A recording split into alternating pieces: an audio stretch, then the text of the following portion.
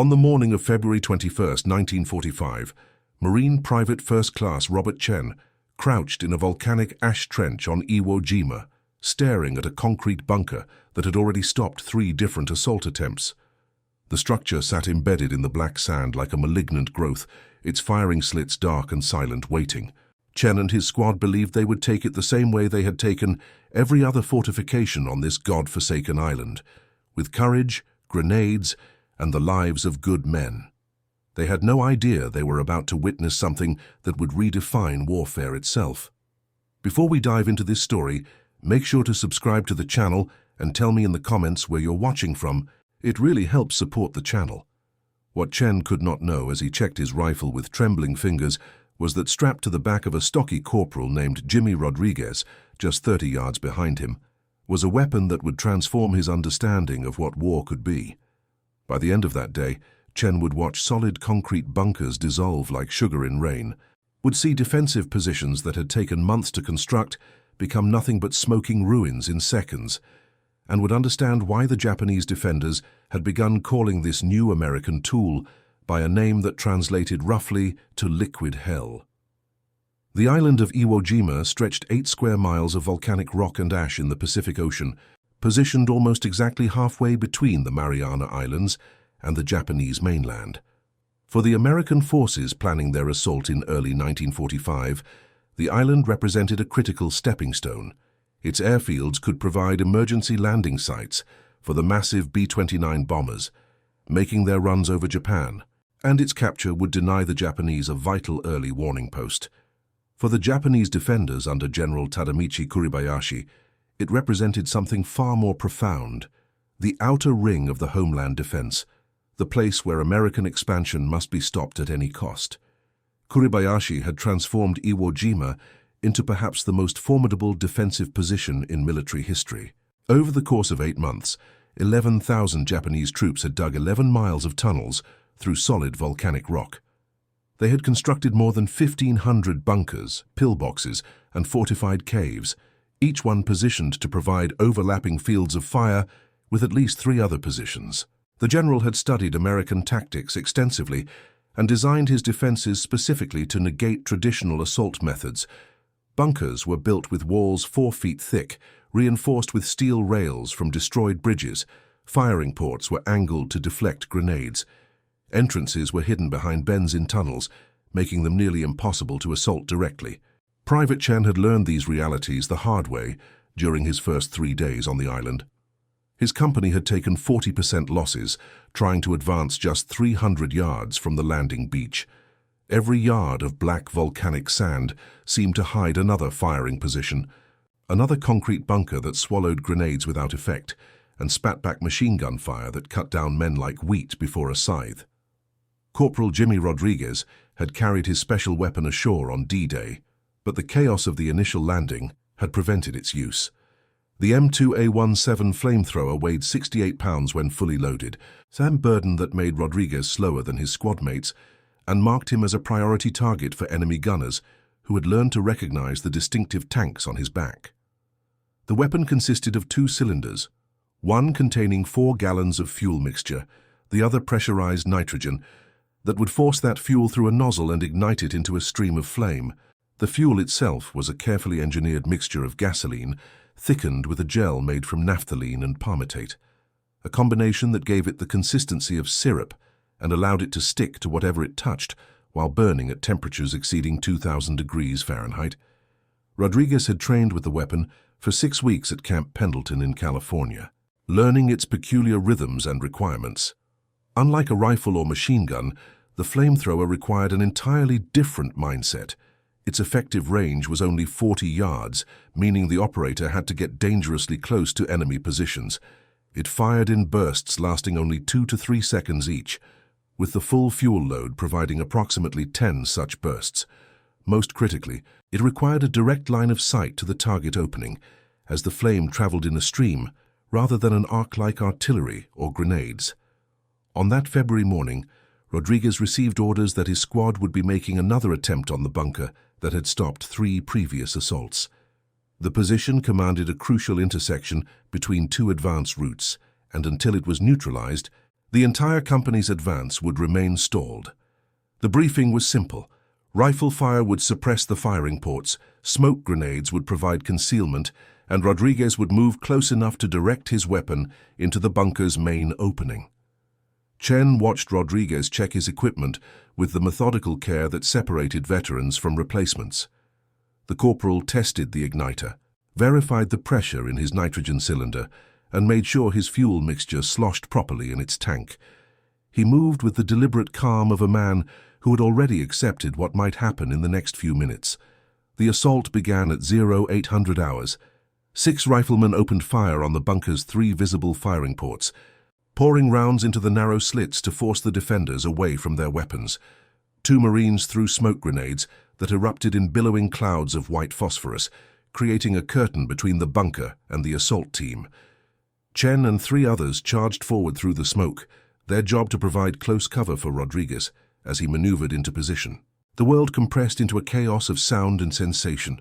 Chen's boots slipped in the loose volcanic ash, each step requiring twice the effort of normal running. His lungs burned from the acrid smoke. Somewhere behind the white curtain, he could hear the steady, methodical bursts of Japanese machine gun fire. The gunner firing blind but maintaining discipline, conserving ammunition while still denying the Americans easy approach. Rodriguez moved with surprising speed for a man carrying nearly 70 pounds of equipment. He angled toward the bunker's left side, where the main entrance sat partially concealed by a fold in the volcanic rock.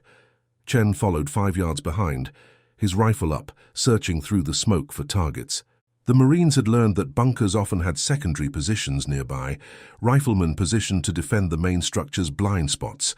At 20 yards from the bunker, Rodriguez stopped and raised his weapon. The flamethrower looked like some medieval torture device. All tanks and hoses and a wand-like nozzle that seemed absurdly small for the destruction it could unleash. The corporal braced himself, thumbed the igniter and squeezed the trigger. What happened next would stay with Chen for the rest of his life. The flamethrower made a sound like a massive blowtorch, a roaring whoosh that cut through even the chaos of combat. From its nozzle erupted a stream of liquid fire, a ribbon of flame that arced through the air with the weight and substance of water, from a hose, but burned with an intensity that hurt to look at directly.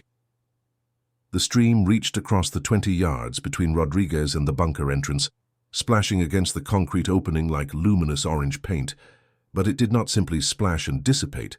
The fuel mixture, thickened into gel, stuck to the concrete and steel, spreading across the surface in a coating of fire that burned with such heat that Chen could feel it on his face, even from his position. The flame did not merely touch the bunker, it seemed to embrace it, flowing into the entrance and disappearing into the darkness beyond. For 3 seconds, Rodriguez held the trigger down. 3 seconds of flame pouring into the bunker's entrance, gallons of burning gel flowing into the confined space, like lava seeking the lowest point. Then he released the trigger, and the stream cut off, leaving only the residual fuel burning on the bunker's exterior. The effect was not immediate. For perhaps 5 seconds, nothing seemed to change. The bunker sat silent, smoke now rising from its entrance, along with the white phosphorus haze that still drifted across the battlefield. Then Chen heard the screaming, not the sharp cries of wounded men, but something more primal, sounds that seemed to come from somewhere beyond normal human experience. The Japanese defenders inside the bunker were experiencing temperatures that no human body was meant to endure. The gel that had flowed into their position stuck to everything it touched. The walls, the floor, the equipment, the defenders themselves. It burned at 2,000 degrees, hot enough to ignite wood instantly, to soften steel, to consume the oxygen in the confined space, even as it seared flesh and lungs. The screaming lasted perhaps 20 seconds before it stopped. In its place came an even more unsettling sound, a low roar like the draft in a massive furnace, as the fire inside the bunker consumed everything combustible while superheated gases expanded and sought escape through the firing ports. From those ports now came jets of flame and black smoke, as if the bunker itself had become a chimney. The concrete around the openings began to discolor, turning from grey to black, to an ominous red as the material itself heated to temperatures approaching its failure point. Rodriguez waited, his weapon at ready, watching for any sign of continued resistance. 30 seconds passed. A minute. The fires in the bunker entrance began to subside as the fuel burned itself out, but smoke continued to pour from the structure. No weapons fire came from its ports. No movement showed in its entrance. At the 2-minute mark, the assault team's sergeant made the signal to advance. Chen and 2 other Marines moved forward, approaching the bunker from the side, weapons ready for any sign of renewed resistance. The heat radiating from the structure was still intense enough that Chen had to shield his face as he approached. The entrance was scorched black, the concrete surface cracked and spalling from the extreme temperature change. Chen edged forward, his rifle pointed into the smoky darkness, half expecting a last-minute counterattack from some surviving defender. What he saw instead would visit his dreams for decades. The bunker's interior had been transformed into something resembling the inside of a furnace. Every surface was blackened. Equipment that had not been steel had simply disappeared, consumed entirely by the heat. The steel itself, the reinforcing bars and machine gun parts, had softened and warped, drooping like candle wax. Of the defenders there was little recognizable. The fire had been so intense, so all-consuming, that it had reduced everything organic to ash and fragments. But what struck Chen most was the physical structure itself. The concrete walls, 4 feet thick and reinforced, showed deep cracks.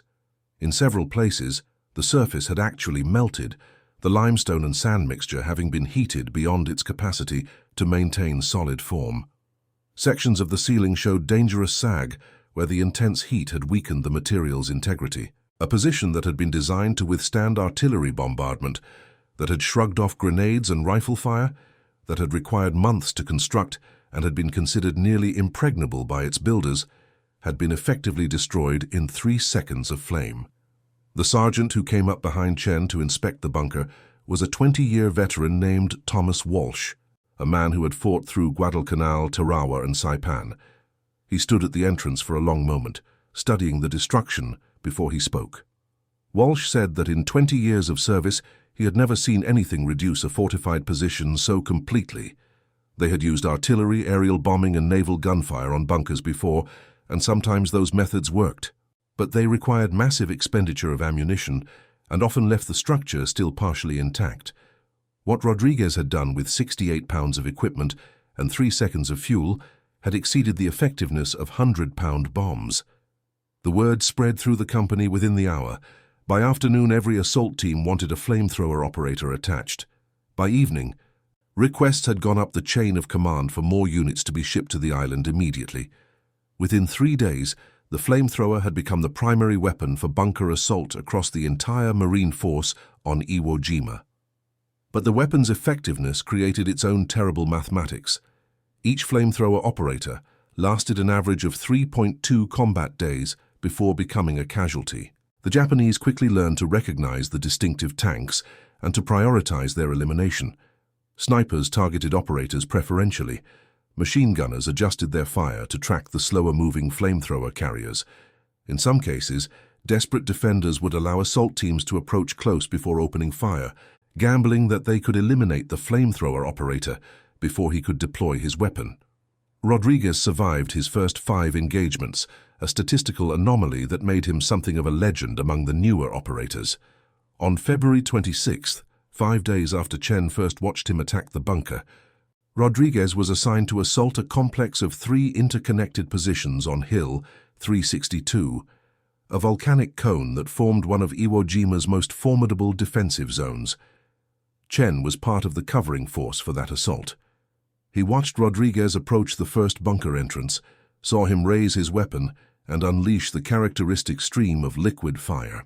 The flame poured into the opening as it had before, that terrible, beautiful arc of orange and yellow that seemed to carry its own gravity, its own inevitable purpose. But this bunker had been prepared differently. Its defenders had read reports from survivors of flamethrower attacks. They had rigged the entrance with a defensive measure, a drum of aviation fuel positioned just inside the opening, connected to a simple trigger mechanism. When Rodriguez's flame reached the entrance and began to flow inside, it found not just the defenders and their weapons, but 80 gallons of high-octane gasoline. The explosion was massive enough to lift Rodriguez off his feet and throw him backward 15 feet. His fuel tanks, punctured by shrapnel, erupted in their own fireball. The assault team, positioned too close because they had learned to trust the flamethrower's effectiveness, took casualties from the blast. Chen, standing at the edge of the kill radius, felt the percussion wave hit him like a physical blow, leaving his ears ringing and his vision spotted. When the smoke cleared, Rodriguez was gone, consumed by his own weapon turned against him. The bunker, ironically, had also been destroyed, its defenders eliminated by their own defensive measure as thoroughly as they would have been by the flamethrower itself. The loss of Rodriguez hit the squad hard, but it did not slow the use of flamethrowers across the island. If anything, it accelerated their deployment. The Marine Command had run the mathematics. Even with the high casualty rate among operators, the flamethrower reduced overall Marine losses by eliminating bunkers quickly and allowing advances that would otherwise have been far more costly. By March 1st, 10 days into the battle for Iwo Jima, flamethrowers had destroyed over 400 fortified positions. The Japanese defenders, who had spent months constructing a defensive system designed to make every yard of American advance cost dozens of lives, found their carefully engineered bunkers becoming death traps. The concrete that was supposed to protect them instead trapped them in confined spaces where the flamethrower's effects were maximized. Lieutenant Colonel James Donovan, a battalion commander in the 5th Marine Division, wrote in his after-action report that the flamethrower had fundamentally altered the tactical equation. He noted that a typical bunker assault without flamethrowers required an average of 2 hours, 4 to 6 grenades, and resulted in 3 to 4 casualties among the assault team. With a flamethrower, the same bunker could be neutralized in under 5 minutes, with dramatically reduced casualties, though at the cost of requiring the operator to expose himself to enemy fire during the approach.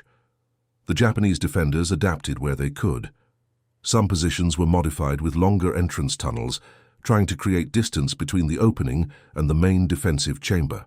Others installed baffles and turns in their tunnels, hoping to prevent the flame from penetrating to the main position. A few, like the one that had eliminated Rodriguez, rigged explosive traps designed to eliminate the flamethrower operator. But these adaptations came too late and were too limited in scope. The majority of bunkers on Iwo Jima had been constructed months earlier, when Japanese intelligence had not yet fully understood the flamethrower's capabilities.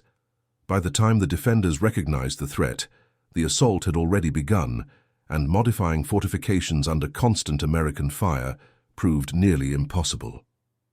Private Chen found himself assigned to a new flamethrower operator on March 4th, a young corporal from Tennessee named William Drake. Drake was quieter than Rodriguez had been, more withdrawn, and Chen understood why. Drake had volunteered for the position knowing the statistics, knowing that he was trading a moderate chance of survival for a very high probability of becoming a casualty, doing so because the weapon's effectiveness saved lives in his squad. Chen watched Drake work over the next 5 days. The Tennessean had a different style than Rodriguez, more cautious, taking extra time to study each bunker before beginning his approach. He looked for secondary positions that might house defenders assigned to protect the flamethrower operator. He varied his approach routes, never using the same angle twice in succession. He survived 8 successful bunker assaults, each one following the same pattern: the covering fire, the smoke grenades, the rush forward through chaos, and then that terrible, beautiful stream of liquid fire that turned concrete fortifications into ovens.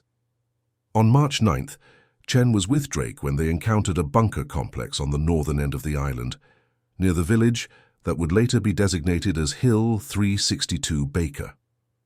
This complex was different from most they had encountered. Its entrance was narrow, barely wide enough for a man to enter sideways, and positioned at an angle that made direct fire difficult. Drake studied it for 10 minutes, crawling forward to within 30 yards, examining the entrance from multiple angles. Finally, he signaled that he would attempt the assault. The covering team opened fire as usual. The smoke grenades created their obscuring curtain. Drake moved forward with Chen and 2 riflemen close behind. At 15 yards, Drake stopped and raised his weapon. The angle was difficult, requiring him to fire at an upward trajectory to reach the bunker entrance. He thumbed the igniter and pressed the trigger. The stream of flame arced upward and into the narrow opening. For 3 seconds, fire poured into the bunker. Then Drake released the trigger and waited, watching for the telltale signs of internal combustion that indicated successful penetration. Nothing happened, No jets of flame from the firing ports, no smoke beyond what was already present from the white phosphorus grenades. The bunker sat silent and apparently undamaged. Drake tried again, this time holding the trigger for a full 5 seconds, draining nearly a quarter of his remaining fuel. Again, the flame poured into the entrance. Again, nothing seemed to result. Chen could see Drake's frustration. The corporal was about to signal a withdrawal when movement caught Chen's attention. From the bunker's rear, invisible from their current position, figures were emerging. Japanese defenders crawling out through a secondary exit that the Americans had not spotted. The bunker's construction had included a back entrance, positioned low to the ground and concealed by volcanic rock, specifically designed as an escape route. Chen opened fire, his rifle spitting rounds at the emerging figures. The other Marines in the covering team responded instantly, pouring fire at the rear of the bunker. The Japanese defenders, caught in the open, found themselves pinned down by the Americans' fire. Some retreated back into the bunker. Others attempted to take cover behind rocks and return fire. What followed was a conventional firefight, rifles and machine guns trading fire across 80 yards of volcanic ash. It lasted nearly 20 minutes, a stalemate that consumed ammunition and left 2 Marines wounded. Finally, a decision was made to use artillery. 3 rounds of high-explosive shells landed around the bunker, and when the smoke cleared, the position was silent. The assault team moved forward to inspect it. The flamethrower had indeed penetrated the bunker through its main entrance, but the structure's internal configuration had limited the fire's effectiveness. A sharp turn just inside the entrance had prevented the stream from reaching the main chamber where the defenders were positioned. The flame had scorched the entrance tunnel, but had not generated the all-consuming conflagration that typically resulted from a successful flamethrower attack. Drake studied the bunker's interior in silence, understanding what Chen already knew. The weapon was devastating but not infallible. Its effectiveness depended on geometry, on the ability to direct flame into confined spaces where its effects could be maximized. Against positions with multiple exits, sharp turns, or excessive depth, it was less effective or even useless. But such positions were the exception rather than the rule. The majority of Japanese bunkers on Iwo Jima had been constructed with single entrances and relatively simple internal layouts. Against these, the flamethrower remained supremely effective. Drake survived until March 14th, an extraordinary 11 days as a flamethrower operator. On that day, he was approaching a bunker complex near the island's northern tip when a sniper's bullet struck his fuel tank. The pressurized nitrogen exploded outward, propelling fuel across Drake and the 3 Marines nearest him. The cloud of fuel mist ignited from some unknown source, perhaps a spark from the sniper bullet itself, perhaps from small arms fire striking rock. Drake and 2 other Marines died in the resulting fireball. Chen, positioned 10 yards behind, received burns on his hands and face but survived. By March 16th, when American forces finally secured the northern tip of Iwo Jima, flamethrowers had been used to destroy over 850 fortified positions. The weapon had become so fundamental to American tactics that assault operations would not proceed without at least 1 operator available. The Marine Corps, recognizing both the weapon's effectiveness and the terrible cost of using it, implemented a rotation system where operators would be pulled from frontline duty after 5 successful bunker assaults, given 3 days of rest, then returned to regular infantry duty if possible. Chen, his burns bandaged and healing, found himself assigned to a headquarters company after Drake's passing. From this relative safety, he watched the final phases of the battle unfold. The flamethrower continued its work, each day marking the destruction of dozens more positions, each position representing Japanese defenders who had believed their concrete walls would protect them. The battle for Iwo Jima officially ended on March 26, 1945, 36 days after the initial landing. American casualties totaled 26,000, with nearly 7,000 dead. Japanese casualties were approximately 21,000, with only 216 taken prisoner out of the original garrison of 21,000 defenders. These numbers represented one of the bloodiest battles in Marine Corps history, but analysts afterward noted that without the flamethrower, casualties would likely have been 50% higher. perhaps even making the island's capture impossible within any reasonable time frame. The weapon's effectiveness on Iwo Jima led to its expanded use in subsequent operations. On Okinawa, the last major battle before the proposed invasion of the Japanese home islands, flamethrowers were incorporated into assault plans from the beginning. Production was expanded, with over 14,000 flamethrower units manufactured by the war's end, compared to only 3,000 available at the start of the Iwo Jima operation. Japanese military intelligence, analyzing reports from the few survivors who escaped Iwo Jima, compiled detailed assessments of American flamethrower tactics. These reports described the weapon's effects in clinical detail: the inability of concrete fortifications to provide protection, the rapid consumption of oxygen in confined spaces, the psychological impact of watching defensive positions that had taken months to construct destroyed in seconds. The reports concluded that traditional bunker-based defense was no longer viable against an enemy equipped with flamethrowers in sufficient numbers. This realization influenced Japanese defensive planning for the anticipated American invasion of the home islands. Plans shifted away from static fortifications toward mobile defense and dispersed positions. The concrete bunker, which had been the cornerstone of Japanese defensive doctrine throughout the war in the Pacific, was effectively rendered obsolete by a weapon that cost less than $200 to manufacture and could be operated by a single trained soldier. Private Chen received a medical discharge in June 1945, his burns having healed but leaving him with reduced manual dexterity in his left hand. He returned to San Francisco, to a life that seemed impossibly distant from the black volcanic sands of Iwo Jima. He carried with him memories that would never fully fade: the sound of Rodriguez's laugh, the focused determination on Drake's face before each assault, and most of all, that terrible, beautiful stream of liquid fire that had redefined what concrete and courage could withstand. In the decades after the conflict, Chen attended several reunions of Iwo Jima veterans. At one such gathering in 1978, he met a man named Takeshi Yamamoto, who had been a corporal in the Japanese garrison. Yamamoto had survived the battle through a combination of luck and being positioned in one of the few areas that American forces had bypassed in their final push. The two men, former enemies, found themselves discussing their shared experience across the language barrier with the help of a translator.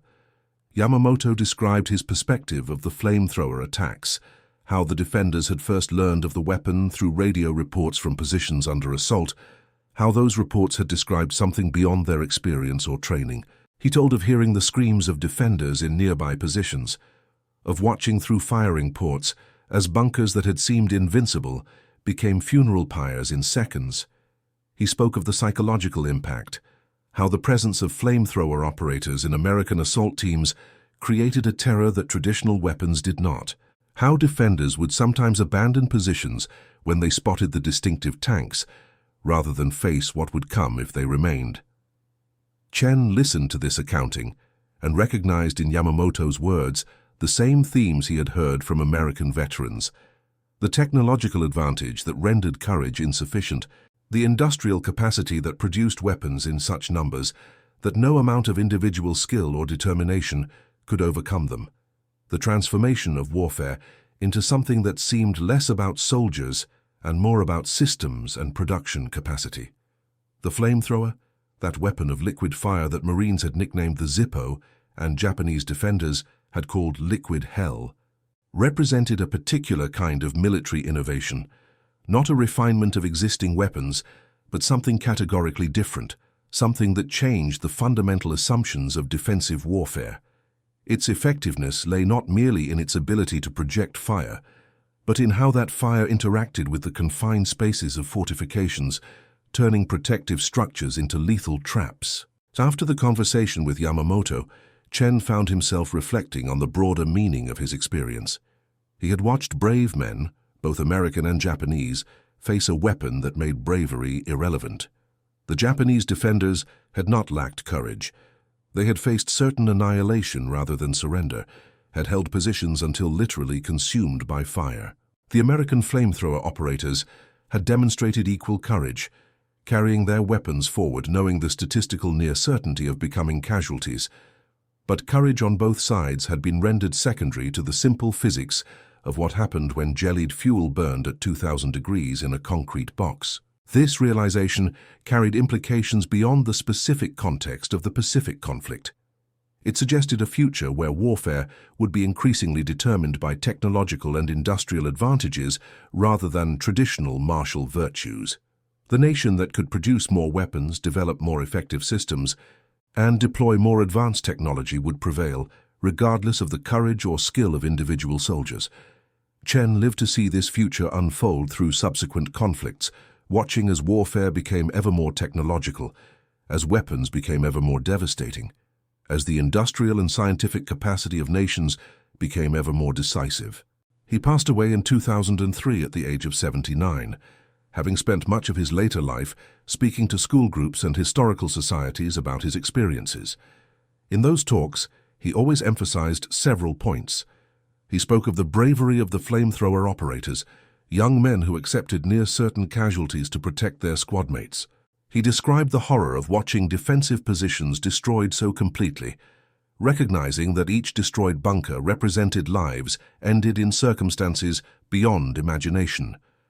And he reflected on the broader lesson, that warfare had become industrialized, that victory went to the nation that could produce and deploy technology most effectively, and that individual courage, while still essential, was no longer sufficient for victory. The flamethrower used on Iwo Jima remained in American military service for nearly 3 more decades, seeing use in subsequent conflicts before finally being phased out in the 1970s.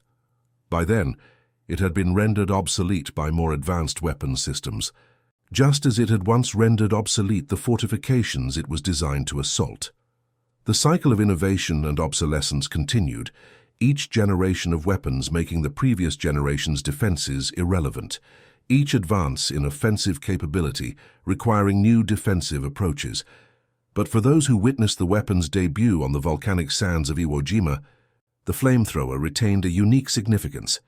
It represented a moment when warfare visibly transformed, when concrete walls that seemed impregnable dissolved like sugar in rain, when courage and determination proved insufficient against physics and chemistry. It marked the point when defenders realized that the fortifications they had spent months constructing offered no protection, when attackers discovered they possessed a weapon that made previously impossible assaults straightforward, when both sides understood that the nature of combat had fundamentally changed. Private Robert Chen, watching from a volcanic ash trench on that February morning in 1945, had witnessed history pivoting. The stream of liquid fire that had poured from Corporal Rodriguez's weapon had not merely destroyed a concrete bunker, it had marked the end of an era of warfare and the beginning of another. The lessons learned on Iwo Jima would influence military thinking for generations, shaping how nations approached both offensive and defensive operations, demonstrating the decisive importance of technological innovation in modern conflict. And that concludes our story. If you made it this far, please share your thoughts in the comments. What part of this historical account surprised you most? Don't forget to subscribe for more untold stories from World War II and check out the video on screen for another incredible tale from history. Until next time.